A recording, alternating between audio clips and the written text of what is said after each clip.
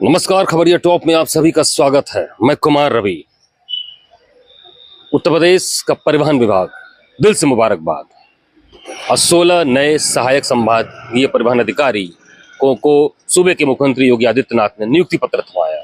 यानी इस 16 नए ARTO जो विभाग को मिले, आगे इनको कुछ दिन ट्रेनिंग मिलेगी, उसके बाद ये मुख्यालय पर आएंगे, सेक्शन पर आएंगे, काम सीखेंगे, फिर यहाँ से इनकी रवानगी जनपदों में, संभागों में की जाएगी।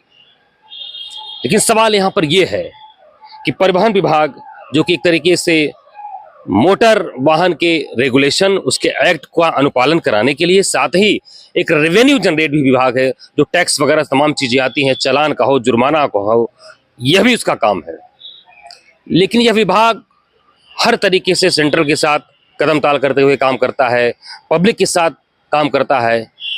इस विभाग में अगर ARTO ऑफिस में जाए, RTO ऑफिस में जाए, तो वहाँ पर बाबू होते हैं, वहाँ उनका रोटेशन बना होता है कि आज ये टैक्स पे रहेंगे, आज वो DL पे रहेंगे, या इस तरीके से जो उनके रोटेशन बने होते हैं हर महीने के लिए, वहाँ के RTO ARTO उनका बनाते हैं।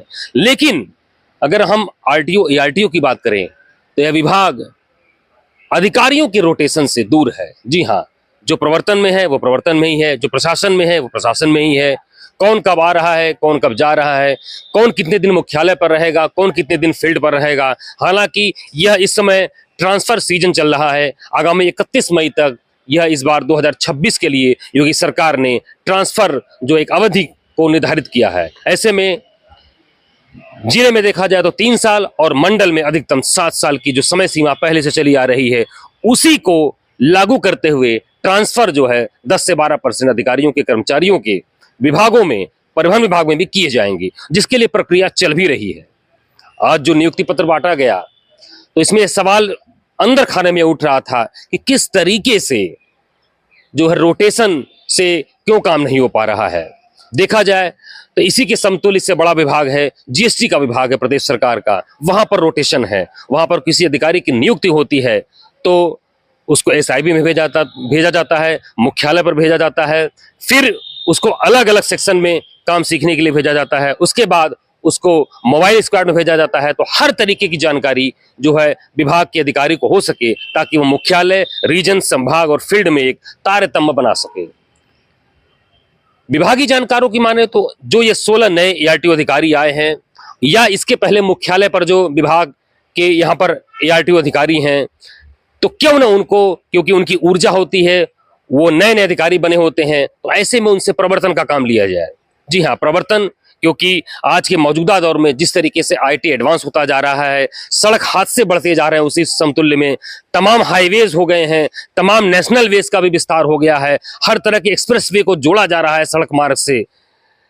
तो इस तरीके से अगर जो नए अधिकारी होंगे, जो ARTO बनकर आए हैं, अगर उनको सीधे तौर पर पहले प्रवर्तन की जिम्मेदारी 2-3 साल की दी जाए अगर, और उसके बाद उनको प्रशासन में लाया जाए, तो कहीं ना कहीं प्रवर्तन का काम सीख कर जब आते हैं, प्रशासन जो कहते हैं कि एक सीट होल्डिंग काम है, काम लेना पड़ता है, विभाग और मुख्यालय के बीच जो है एक रीजन ऑफिस के बीच काम करना पड़ता है, तो ऐसे में वह काम बेहतर, उसका फीडबैक आ सकता है, बेहतर इनिशिएटिव हो सकता है। इसी तरीके से RTO प्रवर्तन भी है।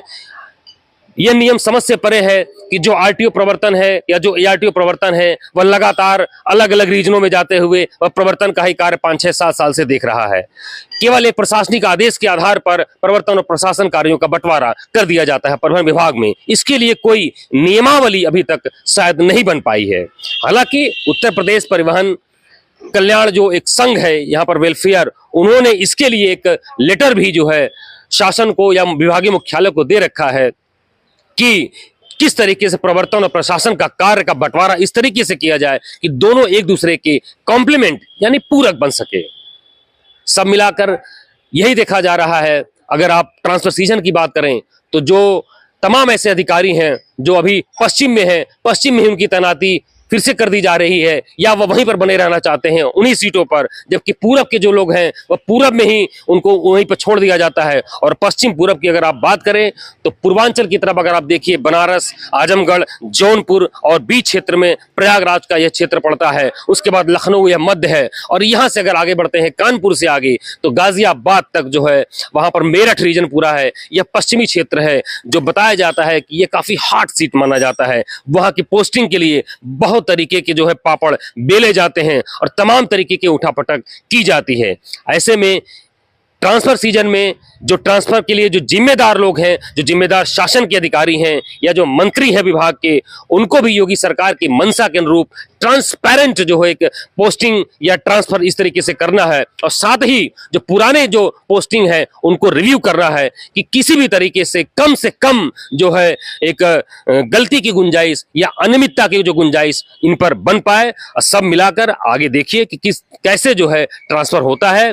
और साथ ही अभी विभाग में, परिवहन विभाग मुख्यालय में देखा जाए तो नए हेड ऑफ डिपार्टमेंट यहाँ पर परिवहन आयुक्त यहाँ पर आए हुए हैं, वह भी इन चीजों को देख रहे हैं। उनके अंडर में पीटीओ आरआई के ट्रांसफर होने हैं। और नीचे एडिशनल प्रशासन की बात करें तो एक बाबुआ का जो एक काकस है, उनका जो वहां पर तबादला होने की जो लिस्ट, उस पर विचार चल रहा है। साथ ही एक सवाल अभी पिछले बार के एक वीडियो में हम लोगों ने उठाया था कि नवागत जो यहाँ के जो शीर्ष जो शासन के अधिकारी हैं, फिर से एक बार स्टेनो को लेकर कहीं न कहीं जो जमे हुए हैं अलग अलग मुख्यालय से लेकर रीजनों में, उन पर भी फिर से विचार चल रहा है कि क्या इन स्टेनो को भी, क्या ये नियम से परे है, क्या ये व्यवहारिकता से, नियम के सिद्धांत से अलग है।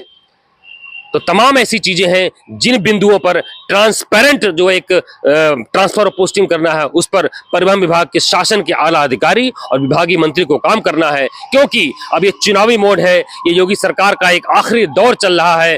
2027 के चुनाव की तरीके से अंदरूनी जो है दुदुम्बी बच चुकी है। तो ऐसे में देखा जा रहा है, मानकर चला जा रहा है कि किसी प्रकार से विपक्ष को कोई मुद्दा न मिले कि प्रशासनिक मशीनरी या शासन से जुड़े अधिकारी या विभाग के मंत्री जो हैं, उन पर जो एक ट्रांसफर पोस्टिंग को लेकर किसी प्रकार का सवाल या निशान खड़ा हो। लेकिन सब मिलाकर यही कहा जा रहा है कि जिस तरीके से अन्य विभागों में एक उच्च स्तर पर रोटेशन की प्रक्रिया है, उसी तरीके से परिवहन विभाग में मुख्यालय से लेकर रीजन और रीजन से लेकर फील्ड तक में एक रोटेशन की प्रक्रिया होनी चाहिए। प्रवर्तन और प्रशासन में एक तारतम्य होना चाहिए। और जो नए अधिकारी जो नियुक्त हो रहे हैं, उनकी ऊर्जा, उनकी शारीरिक और मानसिक क्षमता को देखते हुए पहले उनसे शुरुआती दौर में प्रवर्तन का कार्य लिया जाना चाहिए, ताकि एक तारतम्यता बनी रहे और एक दूसरे का वह काम एक तरीके से बैकअप करते रहें, जिससे कि विभाग अच्छी तरीके से अपने को इनिशिएट कर सके, अच्छा फीडबैक दे सके और जनता के लिए जो सुविधाएं वह दे रहा है विभाग,